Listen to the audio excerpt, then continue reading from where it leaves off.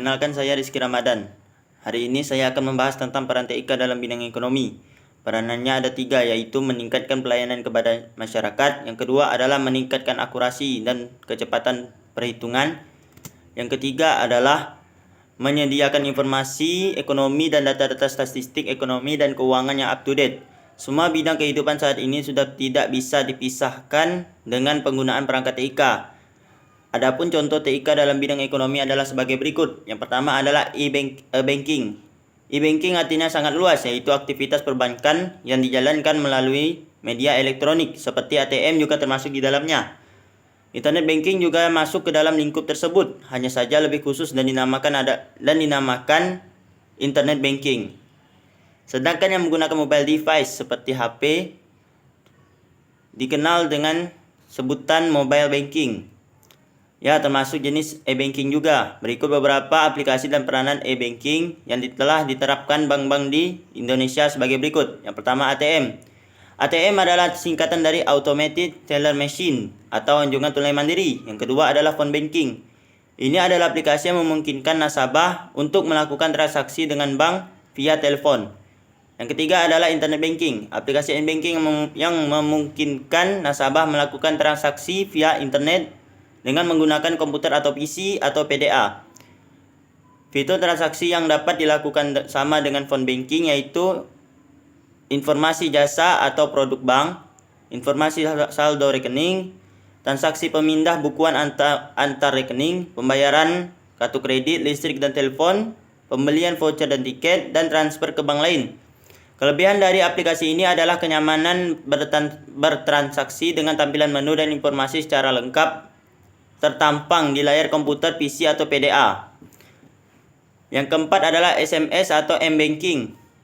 Aplikasi ini pada dasarnya evolusi lebih lanjut dari phone banking yang memungkinkan nasabah untuk bertransaksi via HP dengan perintah SMS. Fitur transaksi yang dapat dilakukan yaitu informasi saldo rekening, pemindah bukuan antar rekening, pembayaran kartu kredit, listrik, telepon, dan pembelian voucher. Untuk transaksi lainnya pada dasarnya dapat pula dilakukan, namun tergantung pada akses yang dapat diberikan bank.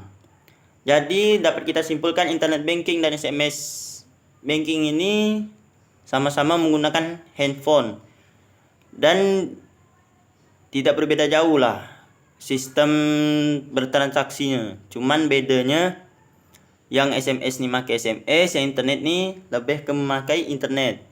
Yang kedua adalah e-commerce.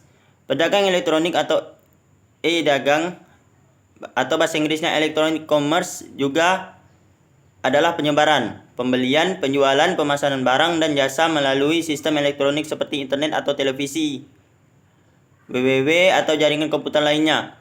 E-dagang dapat melibatkan transfer dana elektronik, pertukaran data elektronik, sistem manajemen inventory otomatis. Yang ketiga adalah M-dagang atau M-commerce. Mobile commerce adalah sistem perdagangan elektronik dengan menggunakan peralatan portable atau mobile seperti telepon genggam, telepon pintar, PDA, notebook, dan lain-lain. Pada saat pengguna komputer berpindah dari suatu tempat ke tempat yang lain, misalnya nih, kau nih ada di dalam mobil, misalnya. Pengguna komputer tersebut dapat melakukan transaksi jual produk di internet dengan menggunakan sistem M-dagang ini. Selain M-dagang, istilah lain yang sering dipakai adalah M-business, mobile business atau M-business. Pada dasarnya, M-dagang adalah gabungan dari perdagangan elektronik dengan mobile computing. Bisa dikatakan bahwa M-dagang ini adalah e-dagang yang berada dalam lingkungan nirkabel. Seperti halnya e-dagang pada umumnya, pengguna M-dagang bisa ditransaksikan melalui internet, jaringan komunikasi pribadi, kartu pintar, dan infrastruktur lainnya. M-dagang membuka peluang untuk memberikan layanan baru bagi customer yang telah ada dan untuk menarik customer baru. Yang D adalah L-dagang atau L-commerce.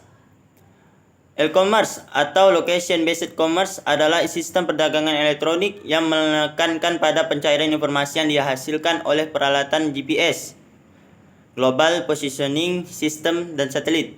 Berbeda dengan M-Dagang yang lebih menekankan pada aspek pemakaian peralatan mobile, maka L-Dagang bisa menggunakan baik peralatan mobile maupun komputer jenis desktop.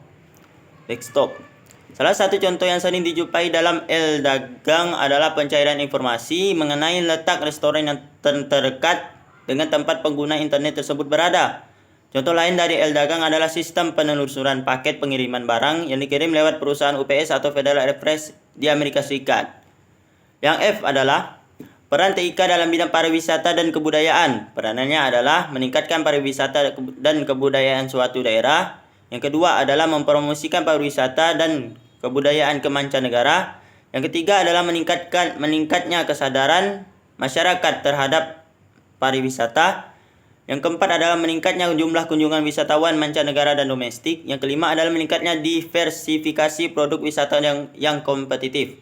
Contohnya adalah dalam mempromosikan dan meningkatkan pariwisata dan kebudayaan daerah yang saat ini dapat menggunakan internet, yaitu dengan membuat blog, web, dan YouTube yang berisikan tempat-tempat wisata yang menonjolkan kebudayaan daerah. Internet tidak semata-mata hanya merupakan temuan teknologi belaka, tetapi juga merupakan guru untuk mendidik manusia menemukan berbagai informasi, termasuk informasi pariwisata yang diinginkannya, sehingga membuat hidup jauh lebih mudah. To make life much easier. Wisatawan kini tidak sabar menunggu informasi yang biasanya diberikan melalui biro jasa perjalanan ataupun organisasi lainnya. Mereka lebih senang mencari sendiri apa yang ada di benaknya sehingga mampu meyakinkan bahwa produk yang dipilihnya adalah yang terbaik. Yang G, peran TIK dalam bidang politik. Peranan TIK dalam bidang politik terutama dalam pemungutan suara. Contohnya adalah pemungutan suara yang dikenal dengan istilah e-voting. Teknologi pemungutan suara elektronik dapat mencakup kartu punch, scan optik, sistem voting dan kios suara khusus. Hal ini juga dapat melibatkan transmisi suara melalui telepon, swasta, jaringan komputer ataupun internet. Peranan e-voting adalah memudahkan dalam proses pemungutan suara. Yang kedua adalah mempercepat dan mengurangi kesalahan dalam perhitungan suara. Yang ketiga adalah memberikan peningkatan aksesibilitas bagi para pemilih yang cacat. Yang keempat dapat memfasilitasi kecurangan dalam pemilu. Yang H adalah peran TIK dalam bidang kesehatan. Peranannya adalah memudahkan dalam pencarian data-data pasien. Yang kedua adalah meningkatkan komunikasi antar dokter, perawat, dan para medis lainnya. Yang ketiga adalah menggantikan fungsi manusia dalam hal pekerjaan yang rumit dan sulit.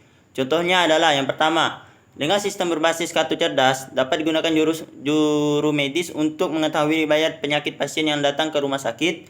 Karena dalam kartu tersebut, para juru medis dapat mengetahui riwayat penyakit pasien.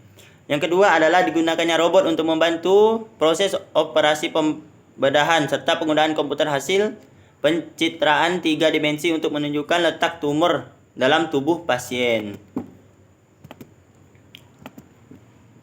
Yang terakhir adalah peran TIK dalam bidang pendidikan. Penerapan TIK pada bidang pendidikan telah memberikan kontribusi bagi perkembangan teknologi pembelajaran. Dalam pelaksanaan pembelajaran sehari-hari sering dijumpai kombinasi teknologi audio atau data, video atau data, audio atau video, dan internet. Internet merupakan alat komunikasi yang murah di mana memungkinkan terjadinya interaksi antara dua orang atau lebih.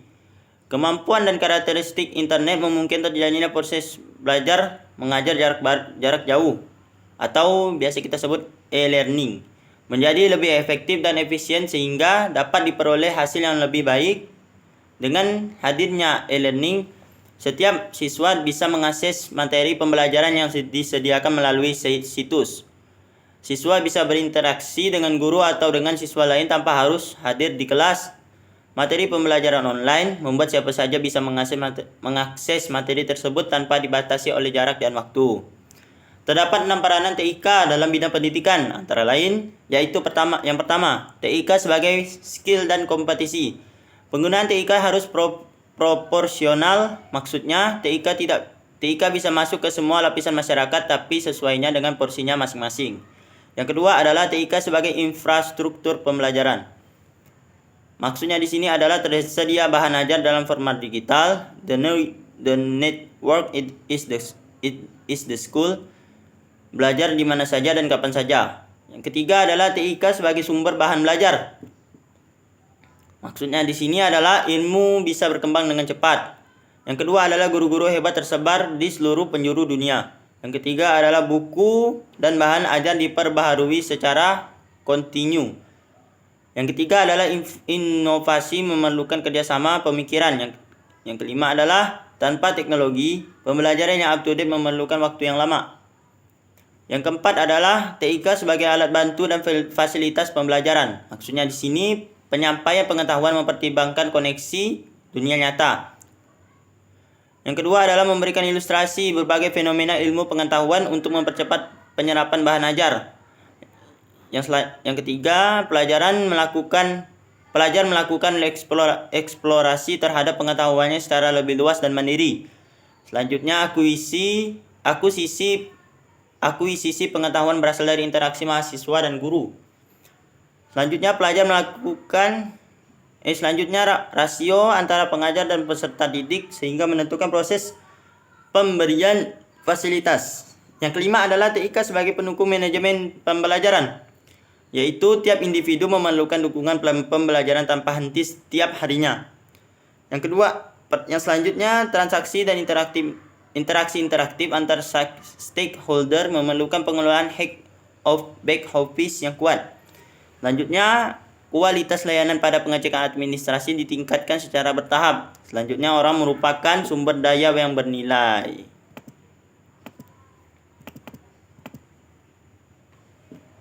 Yang keenam, TIK sebagai sistem pendukung keputusan. Tiap individu memiliki karakter dan bakat masing-masing dalam pembelajaran. Selanjutnya, guru meningkatkan kompetensinya pada berbagai bidang ilmu. Selanjutnya, profil institusi pendidikan diketahui oleh pemerintah. Contoh peran TIK dalam bidang pendidikan adalah internet, web, blog. Internet ada 3. Web, blog, dan YouTube berbasis pendidikan yang berisikan materi-materi pendidikan. Adanya telepon, komputer, LCD, proyektor, televisi, dan radio. Sekian dari saya, hanya ini yang saya bisa sampaikan, kurang lebihnya mohon maaf. Assalamualaikum warahmatullahi wabarakatuh.